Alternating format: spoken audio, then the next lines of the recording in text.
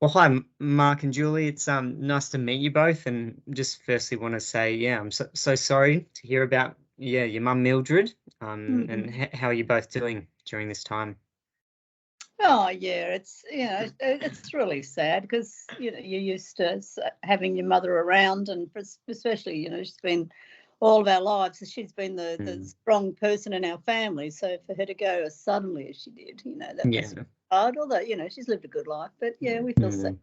And being the son-in-law, I've been around the family for about 40 years, so it's not as if I've been around the family for a while. So it's like a second mum to me. So that's pretty significant too. Yeah, that's right.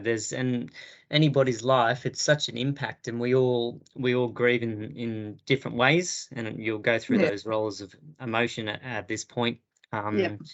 And yeah, I think that you choosing to do these services, I think there's something really special about doing a public ceremony. It does allow not just your family, but the other people that loved who they are as well, that chance to say goodbye. Like, I think it's a great part of the grieving process. So I know it's hard in terms of having these conversations and figuring out what it all looks like and getting all your family's input, but I do think it's well worth doing these ceremonies. For it's not about necessarily your mum, but it's about you who are still here to just remember them in this way. So yeah, I hope today, as you plan this, it might be helpful for you both.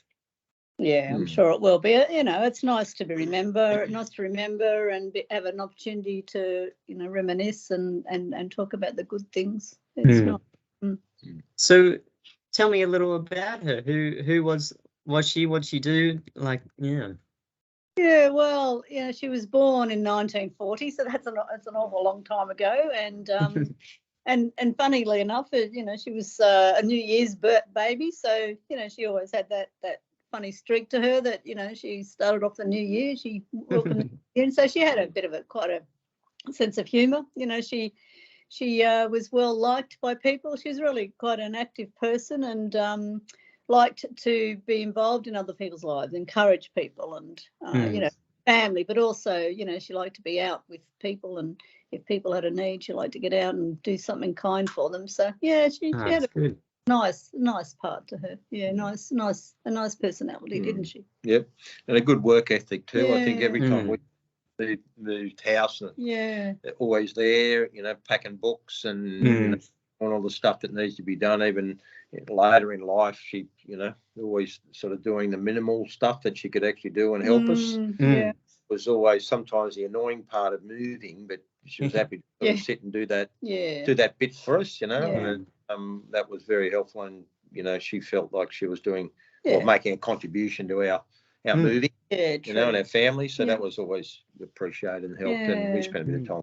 So that was a good thing. And she was a good grandmother to the kids. She always loved being with the kids and doing practical things. She liked to entertain them and to go to take them to the park. And in the older years, of course, it wasn't quite the same, but she loved it when the kids came to visit. She liked hearing what they were doing, and Facebook, so she liked to see what was going on. So. And who, like when you talk about family, how many siblings, grandkids, what's the kind of makeup? Yeah, well, she doesn't have any of her own family left. They've all gone. They've all gone to heaven before her. So there's two other sisters. I have two sisters and a brother. I'm the eldest. So yeah, it's quite a big family and lots of grandchildren. There's oh gosh, I have to count them all up, but there's 4 and 2, 6, 8. Yeah, probably 11 grandchildren, and then there's great-grandchildren. Oh yeah, it goes on and on and on. Yeah, 4 generations of them. Well, since Mum passed away, there was. Yeah, there's 4 generations in the family. Yeah. What other than the words you've used, are there particular things when you describe who she was? Oh, I think. What would you say? Oh, energy. Yeah, lots of energy. But the typical family had a lot of energy, generational in the family. Their work capacity and just do anything with anybody. Always selfless, and the way they sort of operated, it was always about everybody else. Yep. always put themselves out, and she put herself out all the time. So, you know, that was to her detriment at times. Yeah. But, you know, at the end of the day, that's who she was, you know, and people appreciate that. That. Certainly the matriarch of the family, what she says goes, you know, like if she decided this is the way that we should all do things, or places we should go, or how we should celebrate Christmas, that was the way we all did it. So definitely the matriarch. Who are some of the, like you talked about your sisters and brother, are they key people? Like if we're talking about or mentioning people in her life, or like do you want to mention her husband? Like who are the key people you want to be mentioned in the funeral or involved in some way as their key people? Mention my dad, because like he died a long time ago, so she's lived for about 10 years without him, so but still, you know, they lived a long time together and were, you know, they loved each other very much, and they did everything together, as you know, in both their work and as well as in our family. So you know, you mention his name, and that's good. Yeah, and the 4 kids, obviously. And the 4 kids, so and their partners. Yeah, and their partners. So if we could have, so my dad, Errol, E-R-R-O. That's a funny name, but and Errol, that's a good name. And then I have a sister Wendy and a sister Janelle, and my younger brother's called Errol too. So that keeps it Errol Jr. Junior, yes. And they probably, we'll talk. I mean, we've had some conversations, and they will want to be involved in the funeral. Well, we'll all work together on the tribute and things, but and we'll make sure we work on the songs and all that. But we will want to take different parts, I think. And I guess today it's just this first conversation, and then figuring out, well, what do you all want to do? So you can go away after today and then chat to your family, and then come back and figure out, okay, this person's doing this particular thing, or and it might change, but at least this gives you an idea of ceremonies before. So in terms of the format, what it kind of looks like, and we'll start, I know you're doing a chapel service and the burial, and they can look the same way. So can you just, is the ceremony, that's a lot of different people invited, and then you're sticking with your immediate family for the burial service, is that correct? I think so, yeah. Look, if we have an open invitation for the Thanksgiving, I'd like to call it a Thanksgiving, because I think that's a nice way to honour my mum, or our mum. So we could have a Thanksgiving, and then I don't know whether we stop for afternoon tea, and where we can where people can talk to us, and then if we could have the graveside a little later, that would be really good. Or you could do it the other way. We have a family. Graveside, which is you know, so you're not sort of delaying the afternoon. That's a good idea. It could sort of be ongoing if you wanted to. Yeah, that's a good point. And also, there wouldn't be no casket there, but it doesn't matter. We could have a nice table with flowers on it and a photo or something. And I guess it depends. Nice, that's a nice one. Yeah. And even the I guess it depends, because I know the chapel and the burial site are on the same location. I guess it depends on your timing, so we can chat to the church to figure out what works best.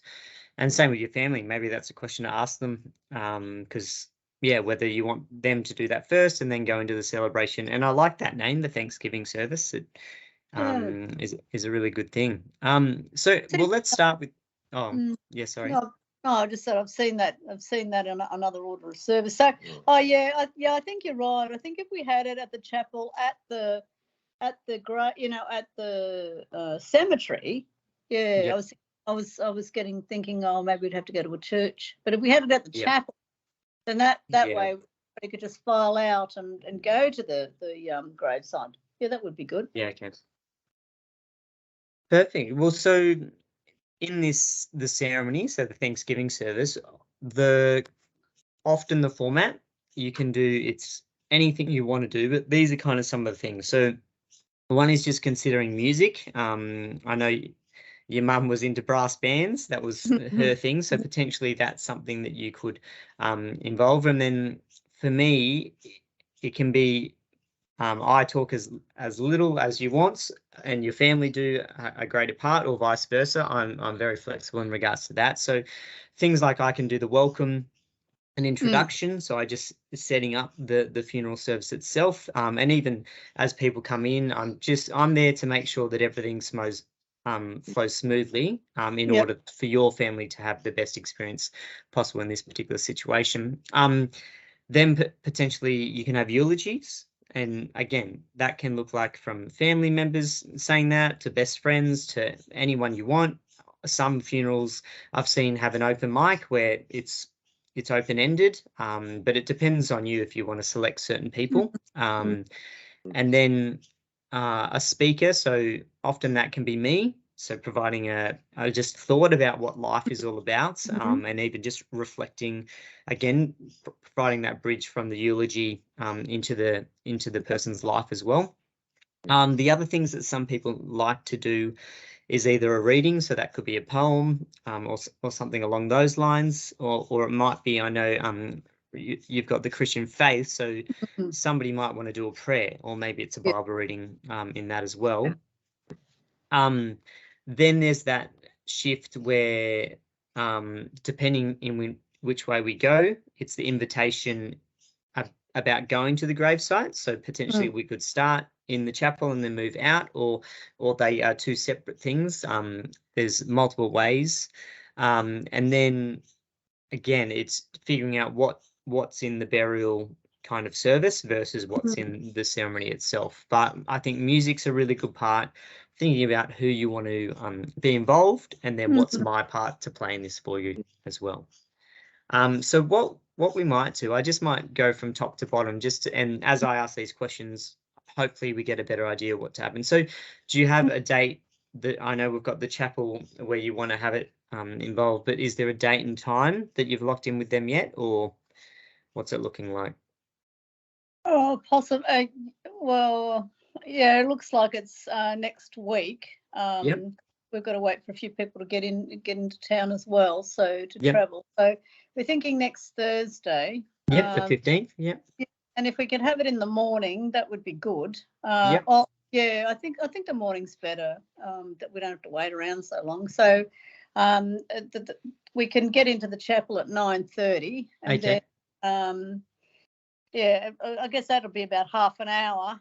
And then, and if it's possible, I mean, we have to get, we hadn't really talked about the grave, so we'll have to go back then, I guess. Do we have to do that, or do you do that with the with the cemetery, at the chapel people? Oh, sorry, say that question again, sorry. Oh, just wondering, if we wanted to go straight to the graveside, if we're there at the cemetery from the chapel, do we have to? Do we organise that, or do you organise that? Oh no, so myself and the funeral directors, we will arrange in terms of all that kind of logistics for you. Yeah. So you're still thinking about having a chapel meeting with everyone first, and then a gravesite after that? Well, I think so. Or do you? Look, I think if we go. And then after the grave, everyone hang around, stay around, and finish. Then we come back from there. But chat to your family, like I said, there's two different services. We can combine them together. We can have them separate, and different people involved. So it really depends. Really depends what you want, you and your family want. So I reckon, go away, just think about that. There's no pressure to make a decision today. But around that 10 o'clock mark, whether that's starting with the burial or starting in the chapel, I think that works really well. I think the morning is a nice idea.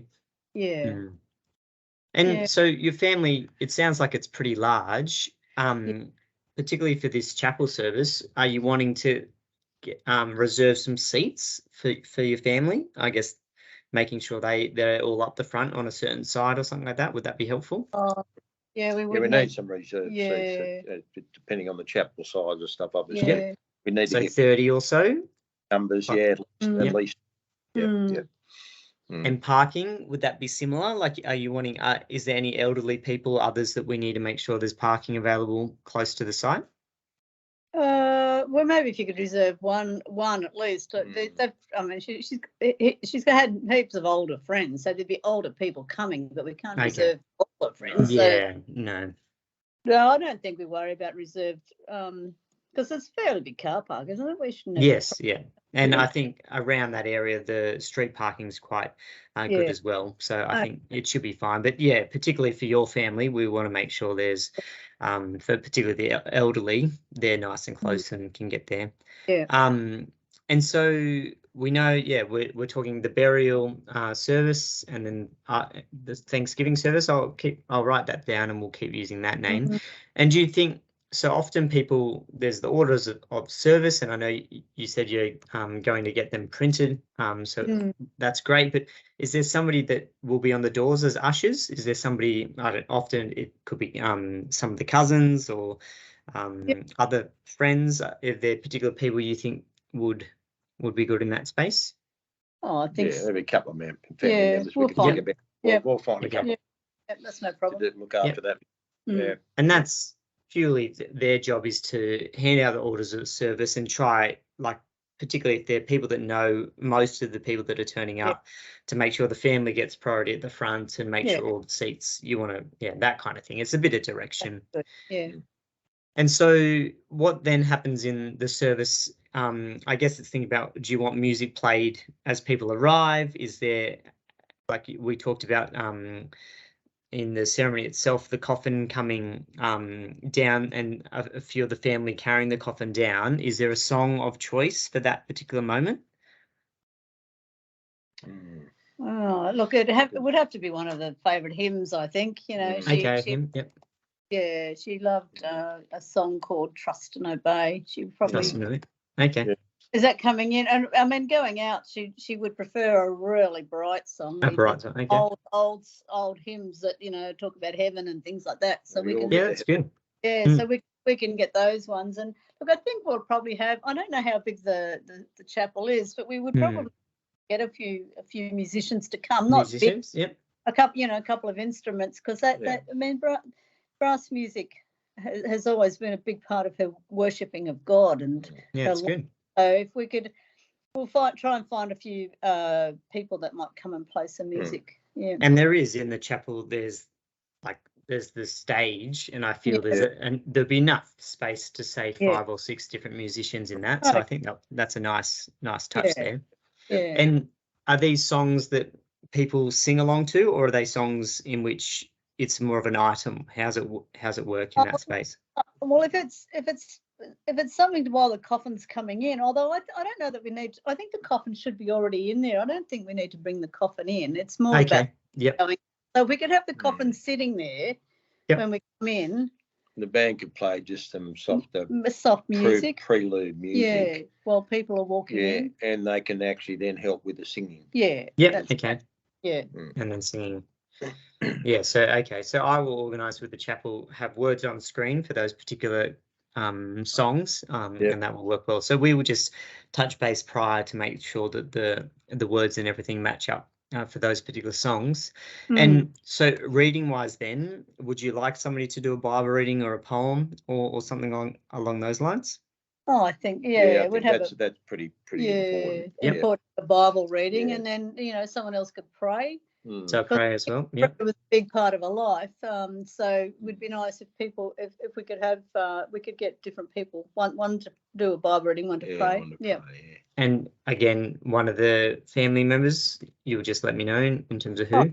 Or maybe her own minister, or somebody that she's had a lot to do with might be. But there's plenty of family members that could participate. We'll come back to you on that one. Yeah, that's good. And how about in terms of the eulogy or tributes? Would one of the kids, or multiple kids, do this, or is there a friend or something that might?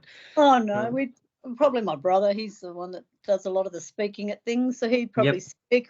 And I think that the grandchildren, because they're they're a little bit older now. A couple of them might get some. They'll find out from all the grandchildren what they want to say, and then they could stand up.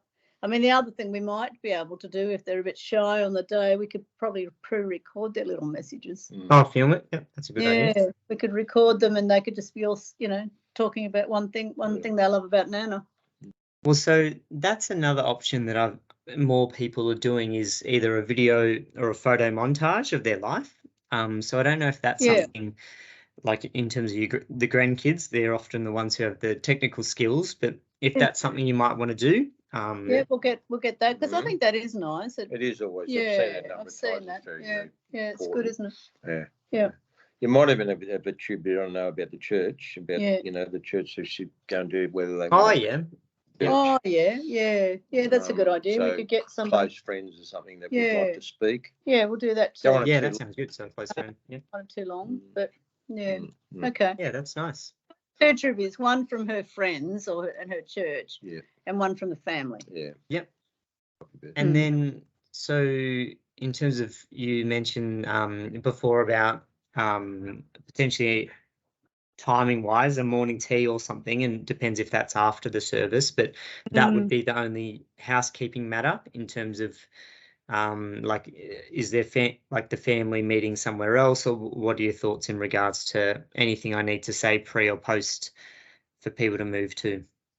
Well, we'll need to check with the cemetery if there's a room that we could hire maybe, and get some caterers to do afternoon tea. It does help when everybody's there, because you don't have to go anywhere else. Yeah. Okay, so potentially catering after that and finding somebody else. Yeah, and I think, you said something about, you bring a little word, like a message of some sort, a message of encouragement and hope for the family, because I think that would be nice. Okay, that's good. Yeah. And so depending, and we can chat to the chapel again, but often if they'll have the cost in terms of, and they'll send you an invoice in regards to that. So hiring the actual place, and then the more that we add on, so we're talking about having a tech person there for the sound and the visual and everything like that. So that would just add a little extra cost, but I think it's only $150 or something. So it's fairly reasonable for one person to be there. The other thing you might want to consider is if a live stream. So often, and I know over COVID, more people are doing this, whether there's people overseas or within the service, and if a live stream something, and I can put you in contact with one of my people, or if you have your own, that's fine too, that can make that a possibility. So is a live stream something that you might be interested in? It'd be helpful, because people, not so much overseas, but interstate. There are some people overseas. Interstate, And people in England that, probably, who knows? There might be people around the place, but certainly for people interstate. Yeah, okay. Get there, that's probably would be helpful. Yeah, true. We don't why don't I can I'll send you through the last invoice that I've received from the live stream, and then you just can consider that. I do think it is more substantial, so for $500 thing, and that includes, so he sets up a website and it's got the order of service involved and everything like that. But yeah, it's purely about, is there enough people that are willing to do that? And the other nice thing is the service is then recorded, and then you'll receive a copy from that as well. So that's helpful. So yeah, there's no pressure there, but that might be something to do. So I think there's a quite a nice flow already in terms of the coffin being there at the start of the service. We've got the brass band and other music used, your brother doing the tribute, myself doing a bit of a talk, and a Bible reading and a prayer in there as well. And another tribute from a friend. Oh, the friend, yes, thank you. Yeah, so a friend as well. Yeah. And then it's just that thought of then either going to or from the gravesite, and then would it be different? Like, what would you like to be around the burial of your mum compared to the actual ceremony itself? Would there be a difference, or? Look, I just think it really short. It's more about committing her to the ground, really. Yeah, okay. I think that's what it is. It's if you could just say some words about her, oh no, there's ashes to ashes, dust to dust, sort of thing. It's a committal, I reckon, that's all. Okay. Yeah, that's nice. Because it's it's already, stressful and emotional, I think. And I think the more I think about it, I think it would be better if we did it before. I think it would be easier if we do it before, just the family, the committal, and then we can go back. Then we can meet up with people back at the that is nice. People to come at 10, and then we can have morning tea and after that. Yeah. Yep. I think that sounds good. The chapel. I mean, I know they always have. They're really busy. So what are we looking at? A half an hour, or what are we looking at? Yeah, the service, but it all depends. They normally give an hour and a half window, particularly if you move into catering. So I don't think time's an issue there. Yeah, and we could do a 10 a.m. start for the burial service, and that's probably half an hour, and then it gives you time for the family to move into the chapel itself, and then people arrive after that. Okay. And so like I'll happily do a committal for that burial service, and particularly you talk if there's a Bible reading, you either want me to read out or somebody else as well. And the other thing, and this can either happen at the burial site or in the Thanksgiving service, is often people might want to do some form of tribute. So it could be the fact that often, and I know your mum loved roses, you could they could bring that forth and place it on the coffin, or so there's some action for the family members to be involved.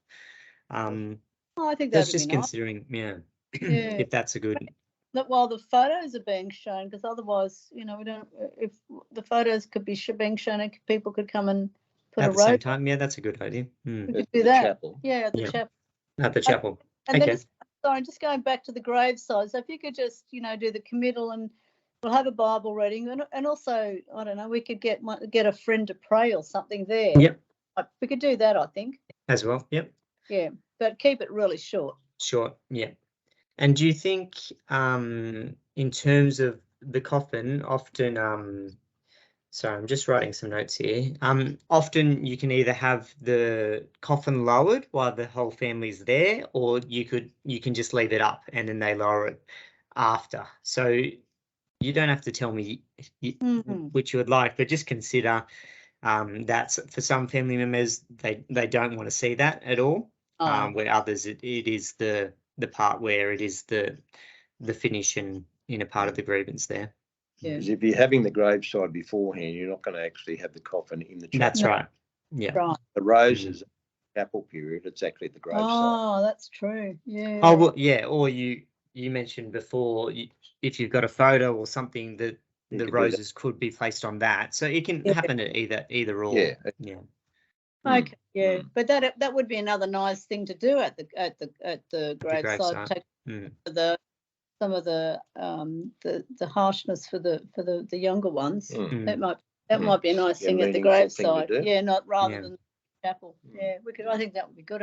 Yep. And so some of the other things to consider as well is just in terms of as people enter and this is back to the Thanksgiving service. Often that you can have a guest book there, and so that's just a record of who's, and they can write a message, or if it's just their names, but at least then you have a record of who did attend, because you put out the invites, but others might want to attend just to pay their respects. So that might be a thing we can place at the front there. No, and I think you said something about like when after the graveside we would go in and then people would come. Maybe if we could just be waiting somewhere. Yep. People could be arriving and we could come in once people are seated. Yep, we can do that. I think there's a nice side room there at the chapel where the immediate family could wait, and then once everyone's in, then you come in after that. That's quite a nice thing. Yeah. I think that'd be nice, because then it's not so difficult us sitting there for ages waiting while people are coming in. Yeah, no, I agree. That's good. Are there any other thoughts in terms of what you would like that we haven't covered? Can you think of anything? Oh, I don't think so. No. I mean, in some other funerals and stuff, they have things up there that resemble them. Like their favourite footy team or something, whatever. I'll have to think about that a little bit. There could be something else that resembles, I don't know, something important from the church, or something on a cross, or you do something that way.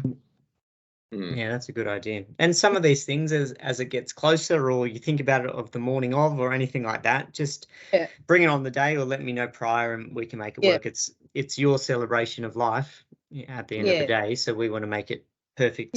For you all. Yeah. So if we don't have the coffin in the chapel, they'll provide a little table that we could make as a sort of a feature with some flowers. We've been definitely with some flowers and a photo and a cross or something. Yeah. Okay. Yeah, and I think that's a nice idea there if the coffin's not there.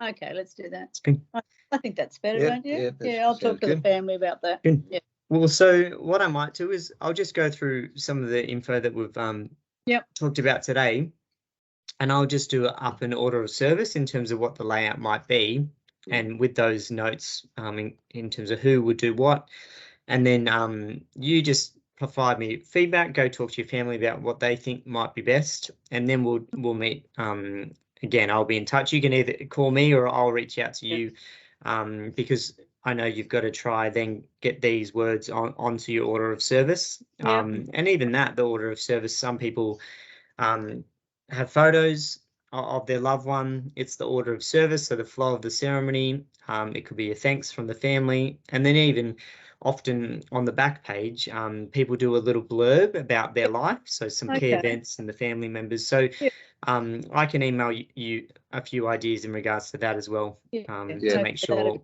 that you get some ideas. And I can send you some other options in terms of the order of service, so you just understand what people have done before. No, I think that'd be really helpful, wouldn't it? Yeah. Okay. Perfect.